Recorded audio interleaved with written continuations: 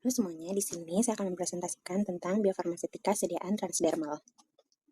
Nah, ini ada 8 topik yang akan kita bahas mengenai biofarmasetika sediaan transdermal.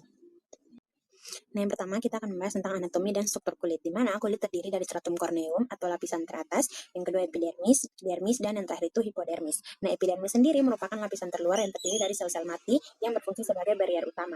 Kemudian dermis itu adalah area fiber yang kaya akan pembuluh darah kapiler dan ujung saraf. Yang ketiga hipodermis atau lemak itu merupakan lapisan terdalam yang didominasi oleh jaringan lemak pelindung.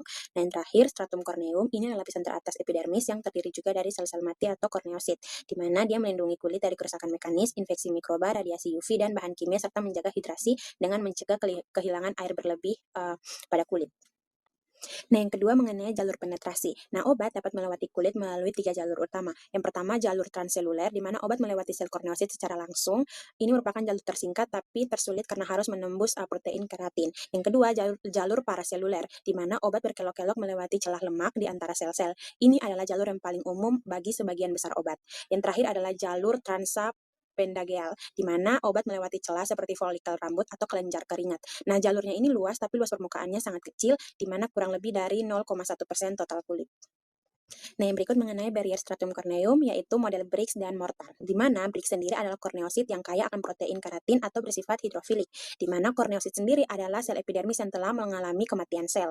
Nah, ini berfungsi sebagai penghalang fisik untuk melindungi kulit dari iritasi, alergen, mikroorganisme, dan mencegah kehilangan air berlebihan.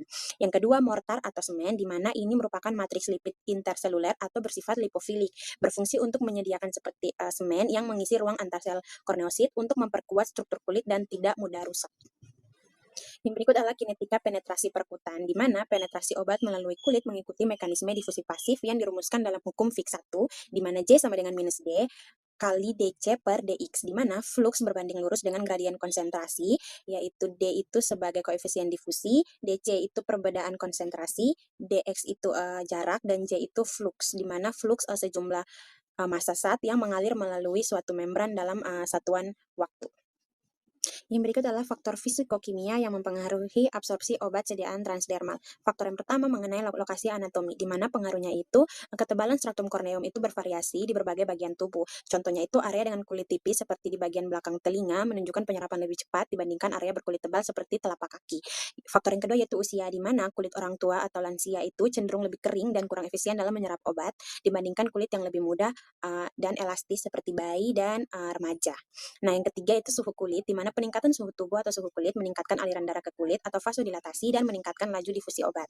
Yang keempat, hidrasi. Nah, kulit yang terhidrasi atau lembab memiliki permeabilitas yang jauh lebih tinggi, di mana hidrasi ini meningkatkan hidrasi jaringan, melunakkan kulit, dan membuka pori-pori sehingga memudahkan obat untuk menembus stratum corneum. Kemudian mengenai faktor biologis yang mempengaruhi absorpsi obat sediaan transdermal. Yang pertama, bobot molekul yang kecil. Nah, kriterianya itu memiliki berat molekul kurang dari 500 Dalton. Nah, alasannya karena molekul yang lebih besar daripada 500 Dalton akan sulit menembus stratum corneum yang padat sehingga penetrasinya sangat rendah. Ukuran kecil memungkinkan obat berdifusi melalui ruang antar sel atau melalui saluran rambut. Yang berikut adalah lipofilitas seimbang, di mana terlalu lipofilik atau log P-nya itu lebih dari 3, obat akan tertahan di lapisan lemak stratum corneum dan sulit keluar menuju dermis yang bersifat hidrofilik. Nah, jika terlalu hidrofilik atau log P-nya itu kurang dari 1, obat akan sulit menembus lapisan lemak stratum corneum. Nah, yang paling idealnya itu adalah log P 1-3, di mana ini memungkinkan obat memiliki afinitas seimbang antara fase lipofilik dan fase hidrofilik, yaitu jaringan di bawah kulit. Nah, faktor biologis yang ketiga adalah dosis obat, di mana kriterianya itu dosis hariannya itu harus rendah, yang diperlukan agar obat dapat masuk melalui kulit secara efektif. Nah, alasannya itu karena rute transdermal ini memiliki kapasitas terbatas dalam menghantarkan obat persatuan luas kulit dan waktu. Nah, dosis yang kecil memastikan seluruh obat dapat masuk melalui kulit tanpa memerlukan area plester yang terlalu luas atau melebihi daya tampung kulit. Nah, yang berikut adalah parameter BABE dari sediaan transdermal. Yang pertama, profil obat dalam plasma darah atau steady state, di mana keberhasilan sediaan transdermal ini diukur dari kemampuannya menjaga kadar obat tetap stabil dalam darah. Nah, steady state sendiri adalah kondisi di mana laju obat yang masuk ke sistemik sama dengan laju obat yang dieliminasi, sehingga menghasilkan grafik kadar plasma yang datar atau konstan. Nah, parameter yang pertama adalah Cmax atau kadar maksimal, yaitu kadar puncak obat dalam plasma yang teramati pada keadaan steady state setelah aplikasi patch. Yang parameter yang kedua adalah AUC atau area under the curve, di mana luas area di bawah kurva konsentrasi plasma terhadap waktu selama satu interval dosis pada keadaan steady state. Yang ketiga yaitu Tmax, yaitu waktu kadar maksimal untuk mencapai Cmax tadi. Parameter yang berikut adalah rasio, di mana produk generik dianggap bioekuivalen jika 90% confident interval dari rasio rata-rata geometrik untuk Cmax berada dalam rentang 80 sampai 125%. Yang terakhir adalah Cmin atau kadar minimal steady state. Ini adalah kadar terendah obat dalam plasma dalam satu interval dosis. Nah, parameter yang kedua yaitu penggunaan uji in vitro atau cell diffusive France. Nah, cell diffusive France ini adalah metode standar untuk studi pelepasan dan permeasi in vitro sediaan transdermal sebelum studi in vivo, di mana tujuannya itu untuk mengukur laju pelepasan zat aktif dari patch dan penetrasinya melewati membran. Nah, parameter yang diukur yaitu yang pertama flux steady state, di mana ini kecepatan penetrasi obat yang menembus membran. Yang kedua, log time, yaitu waktu yang diperlukan obat untuk mencapai laju aliran konstan. Yang ketiga, permeabilitas, di mana ini koefisien permeabilitas obat. Yang berikut adalah jumlah kumulatif lepas, di mana ini adalah total obat yang menembus membran per satuan luas. Nah, komponen dari self diffusive France itu terdiri dari donor chamber atau tempat patch, reseptor chamber itu berisi buffer fisiologis, biasanya pH 7,4 untuk menjaga kondisi zinc, dan membran itu biasanya terdiri dari kulit manusia, kulit hewan, atau membran sintetik. Kemudian mengenai proses biofarmasetika sediaan transdermal. Yang pertama, pelepasan obat dari basis patch atau liberasi, di mana obat dilepaskan dari matriks atau reservoir patch menuju permukaan kulit. Ini adalah tahap awal di mana obat terlarut atau terdispersi dari sistem penghantar patch. Yang kedua, partisi ke dalam stratum corneum atau penetrasi, di mana molekul obat yang terlepas harus masuk ke dalam stratum corneum, lapisan terluar kulit yang menjadi barrier utama. Yang ketiga, difusi melalui epidermis. Setelah melewati stratum corneum tadi, obat berdifusi melalui lapisan epidermis menuju ke dermis. Yang keempat, absorpsi oleh kapiler dermis. Setelah obat masuk ke dermis, akan masuk ke dalam mikrosirkulasi dermal atau pembuluh kapiler lokal. Yang terakhir, sirkulasi sistemik. Nah, obat mencapai sirkulasi sistemik melalui pembuluh darah dan memberikan efek terapeutik pada pasien. Keuntungannya itu, karena melewati kapiler kulit, obat terhindar dari metabolisme lintas pertama di hati atau first pass metabolism, di mana dia dapat meningkatkan bioavailabilitas obat.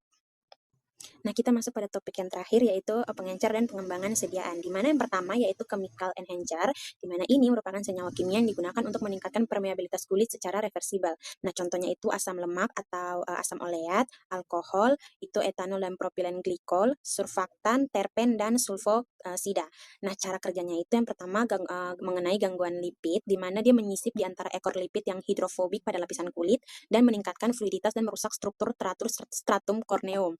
Yang kedua, interaksi protein, di mana dia berinteraksi dengan kreatin dalam korneosit untuk meningkatkan difusi obat. Nah, yang terakhir, meningkatkan partisi atau meningkatkan kelarutan obat dalam kulit sehingga memudahkan obat masuk ke dalam lapisan dermal. Yang kedua adalah fisik enhancer, di mana metode fisik ini menggunakan energi eksternal atau kerusakan mikro untuk meningkatkan penghantaran obat. Yang pertama yaitu microneedle, di mana penggunaannya itu menembus stratum corneum tanpa rasa sakit, membuat saluran mikro untuk penghantaran molekul besar. Contohnya itu seperti vaksin dan lain-lain. Cara kerjanya itu jarum mikronya itu menembus kulit dengan kedalaman 150-1500 untuk melewati rintangan utama stratum corneum secara langsung. Yang kedua yaitu lontoporesis, di mana penggunaannya itu metode non-invasif yang menggunakan arus listrik rendah untuk mendorong obat yang bermuatan. Cara kerjanya itu menggunakan prinsip tolak-menolak muatan. Nah, obat yang bermuatan positif ditempatkan di elektroda positif dan arus listrik mendorongnya ke dalam kulit. Arus juga meningkatkan permeabilitas kulit.